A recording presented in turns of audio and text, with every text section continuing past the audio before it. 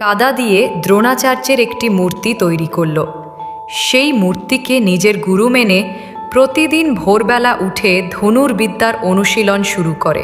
নমস্কার বন্ধুরা, সবাইকে স্বাগত জানাই আমার জীবনবাণী ইউটিউব চ্যানেলে।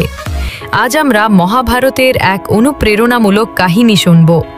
অরণ্যের মহাশক্তিশালী শিকারী একলব্যের গল্প, যে গল্প আমাদের শেখায় ভক্তি, ত্যাগ আর দৃঢ় সংকল্পের আসল মানে। মহাভারতের সময়কালে অরণ্যে বাস করত এক মহাশক্তিশালী শিকারী যুবক। তার নাম ছিল একলব্য। একলব্য ছিল নিষাদ বংশের সন্তান। ছোটবেলা থেকেই তার মনে একটাই স্বপ্ন ছিল, ধনুর্বিদ্যায় অদ্বিতীয় যোদ্ধা হওয়া। সেই সময়ে সমগ্র আর্যাবর্তে ধনুর্বিদ্যার শ্রেষ্ঠ গুরু ছিলেন আচার্য দ্রোণাচার্য। পাণ্ডব ও কৌরবদের তিনি অস্ত্রবিদ্যা শিক্ষা দিতেন। একলব্য দৃঢ় সংকল্প নিয়ে দ্রোণাচার্যের কাছে এসে বিনীতভাবে প্রার্থনা করল যে, গুরুদেব, আমাকে আপনার শিষ্য হিসেবে গ্রহণ করুন। আমি ধনুর্বিদ্যা শিখতে চাই। কিন্তু সমাজ ব্যবস্থা তখন ভিন্ন ছিল। দ্রোণাচার্য রাজপরিবারের রাজপুত্রদের শিক্ষাগুরু ছিলেন। তিনি একলব্যকে বললেন, তুমি নিষাদ পুত্র, রাজকুমারদের সঙ্গে তোমাকে শিক্ষা দেওয়া আমার পক্ষে সম্ভব নয়, ফিরে যাও। একলব্যের হৃদয় ভেঙে গেলেও সে হাল ছাড়ল না।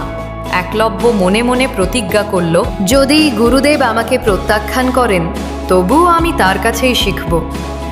একলব্য জঙ্গলের এক নির্জন স্থানে গিয়ে কাদা দিয়ে দ্রোণাচার্যের একটি মূর্তি তৈরি করল।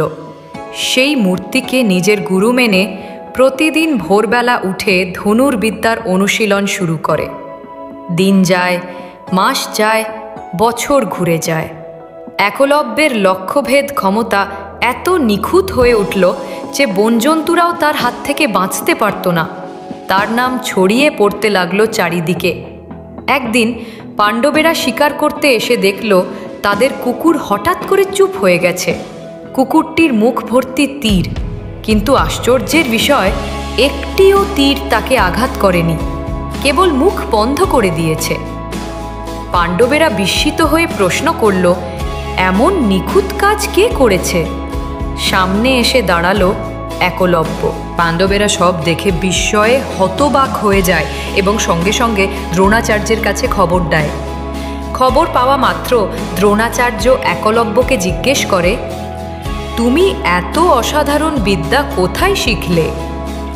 একলব্য দ্রোণাচার্যকে বিনীতভাবে প্রণাম করে বলে, গুরুদেব, আপনারই কাছে। আপনার মাটির মূর্তিকে গুরু মেনে প্রতিদিন সাধনা করেছি।